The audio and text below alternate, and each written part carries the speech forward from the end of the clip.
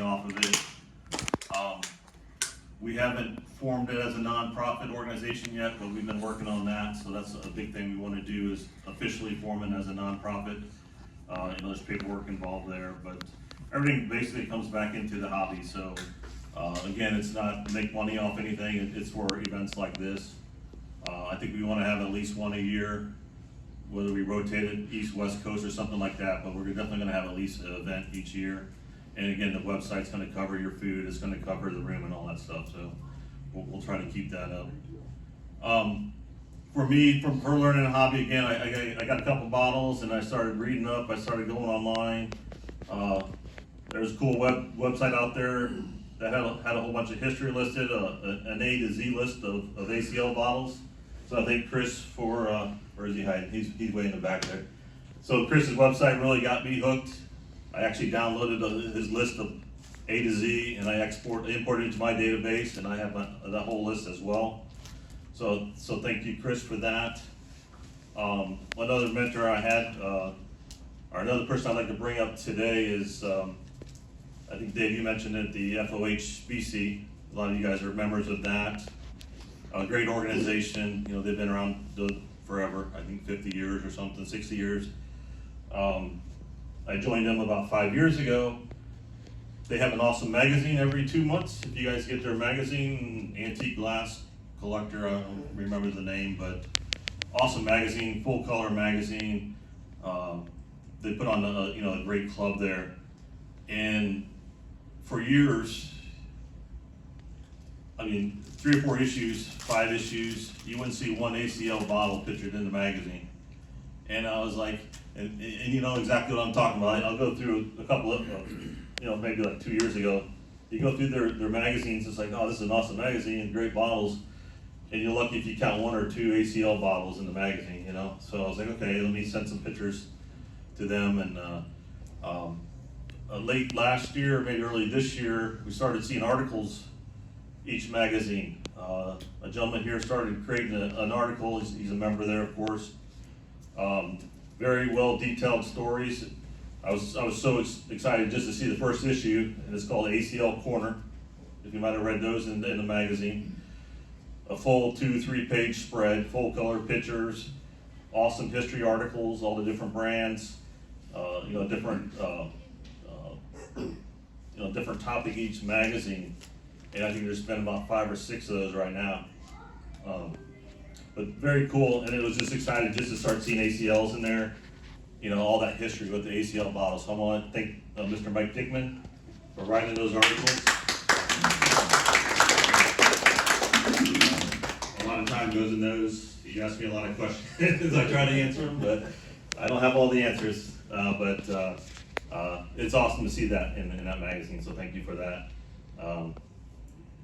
So with my website, I put out, it gets a lot of hits, vintagesodacollector.com. I get probably 100 hits a day on it.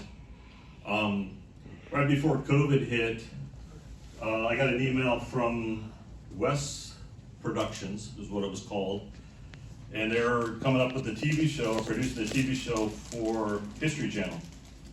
And then they liked my website, they were gonna do something on soda, so they sent me a mail, they wanted to do a phone interview with me, so we did that.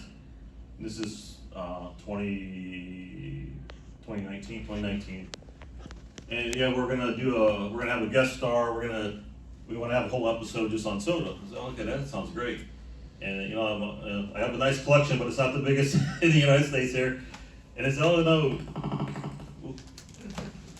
So no, it doesn't matter, we like what we see on your website. So I said, okay, that's great. We want to have you in one of the first episodes. We're going to probably let you know within a couple weeks and lock some plans in. I said, okay, that sounds great. You guys are going to come down to Florida. So I thought maybe they just want to come to Florida, that kind of stuff. So I think it's going to bother me after a while, but that's all right. It's going to go in the trash. Let's now come this way a little bit. Oh, okay. See if that helps. That's effective. Okay. So about a couple weeks after that, when they're supposed to contact me, COVID hit. So I didn't hear from them, and I emailed them back, and then, basically the whole thing got cut. they lost all their, everybody went home, worked from home, so, nothing happened there. COVID hit, we went through that for a couple of years, and it was the fall 21. I got another email. Hey, this is West Productions. Like to feature in one of our TV shows. Almost the same thing. I'm like, okay, what's going on here? So again, do another phone interview with them, and oh yeah, we had you on file, and we have a big star that wants to do a 10 episode that's already approved for a 10 episode feature, and he wants to do something on the 80s. It's like, okay, I don't have a whole lot of 80s bottles. I got a few crates of 16-ounce bottles down here, but they're not my better stuff. He goes, okay, it doesn't matter. You look like a great guy to do it, I guess. So the guy's name was Adam Richmond, is the guest star. He does a lot of the Food Network shows, big burly guy. So it's okay, so we did an interview, and then we finally locked in on a December date of, I think it was 2021. And just COVID, well, we were getting over COVID back then, so they still had all the COVID protocols. So it's like, okay, you gotta wear a mask, the guys gotta wear masks, they're all coming to my house. It's like, okay, that's fine, I was cool with it. Put the dog in the daycare for the day, so I didn't want my dog barking around when they're filming. Told me there'd be about 10 people there. I said, holy crap, there's a lot of people. They said, oh, we got a film guy, we got 2 sound guys, we got 2 camera guys, we got the guest star, we got the production lead. And this is all new to me, I've never been on TV or anything. And we got the COVID guy with all the protocols. So okay, we're gonna have about 10 people coming at your house. I said, okay, I'm on a dead end street, you can come fill the street up. Well, they all had to come in single cars too. It's COVID protocols, everybody's got to be in a single car. That's okay, I don't care. Come on out. So, we went through the whole thing and locked in the deal. It was all volunteer for me. I didn't get paid for the gig, and I was fine with that. So the day comes, and we'll show the video here. It was a long day. It's probably 12 hours of filming. Really long. It was exciting. It was a lot of it. It was all impromptu. I didn't know what the hell the guy was going to ask me or anything, so it was all impromptu. They said, well, we're just going to film everything, and we'll cut up the good parts, and those will be on TV. So I said, okay, that's fine. And they catered dinner in there, so and all the meals. So about 6 a.m. that morning, I hear a knock on the door. I'm already up and stuff. I'm up early. This guy's at my door at 6 a.m. I go, they're here already. It's open the door, a big burly guy. I come clean your house. You're gonna do what? Oh, the COVID protocols, they had to make sure everything was safe. Oh my goodness. So it was the whole cleaning crew, like 3 or 4 people come. And I come clean your house in broken English. I'm like, okay, go at it, dude.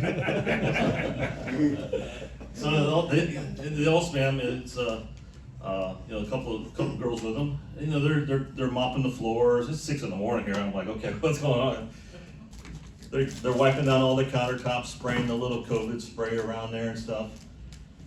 And I said, well, most of my collection's out in the garage.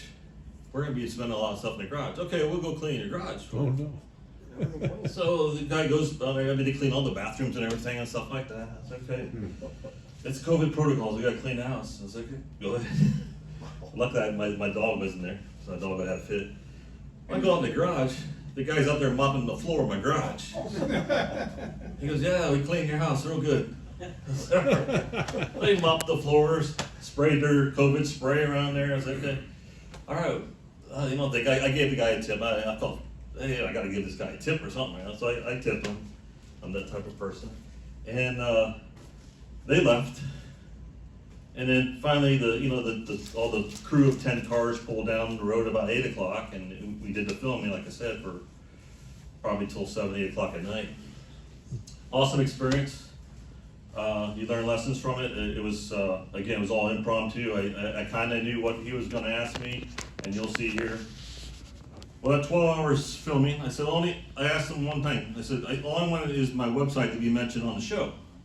Just mention my website on the show. Oh yeah, we can do that, no problem. So we spent about a half an hour. Adam Richmond, this guy, he's kind of a funny guy. He goes, all right, VintageSodaCollector.com. This is Tom Pettit, VintageSodaCollector.com. He did that for about a half an hour. Oh, okay, this is cool. Well, we'll cut out the good ones and then we'll put that on there. That's all I want is my website mentioned on the show. It was never mentioned on the show.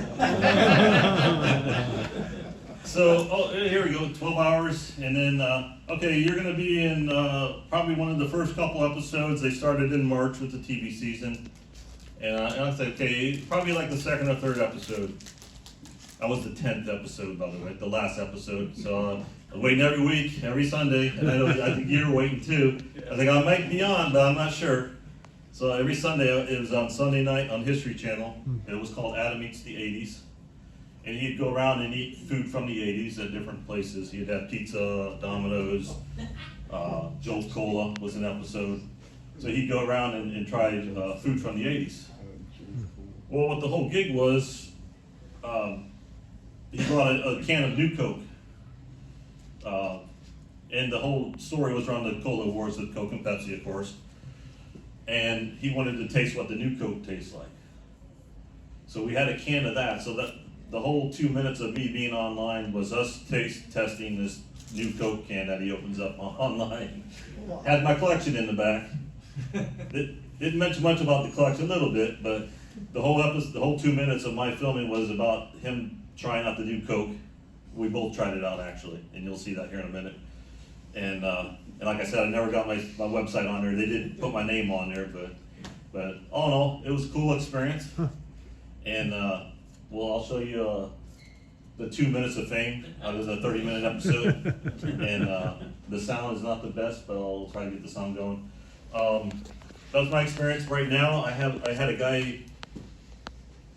Fast forward to today, I had a guy in Michigan. He's writing a couple of books on Michigan food and drinks. Some will be in a Michigan book early next spring. He's writing a book on Michigan sodas and stuff. So I've been sending a lot of information to this gentleman. He's already written 5 or 6 books. Jim Cohen is his name. So I've been working with him lately. Is my latest gig. So that's my story. I'm sticking to it. Hopefully you guys are still awake. But I'll show the 2 minutes of fame here. Any questions before we do that? Easy crowd? Do you have sound connected to it? Yeah, it has sound. I don't know if we're gonna get a little interference with it. Well, if you have sound, then you can try. I can narrate it if you need be. It's not that much. Yep.